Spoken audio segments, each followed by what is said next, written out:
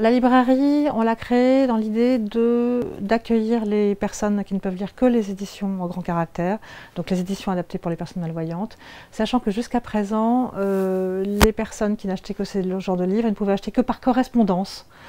Donc ils s'étaient privés du plaisir de flâner dans une librairie, de prendre un livre au hasard, regarder une quatrième de couverture, le remettre, se faire conseiller par le libraire, voilà.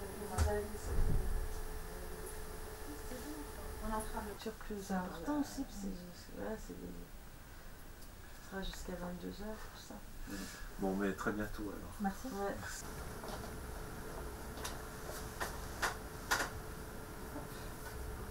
Ce sont des livres qui ont un papier qui n'est pas transparent, qui n'est pas blanc pour ne pas éblouir, avec une police de caractère qui est sobre, avec un contraste fort sans être trop gras, parce que écrit en gras, ça éblouit. Et c'est très important l'interlignage. L'interlignage est extrêmement important. Il ne faut pas oublier que plus vous utilisez votre vue, moins vous la perdez. Donc, en lisant et en lisant le plus possible, c'est la rééducation. Il y a des gens qui sont atteints également d'AVC, etc., vont plus facilement des grands caractères, pour se rééduquer.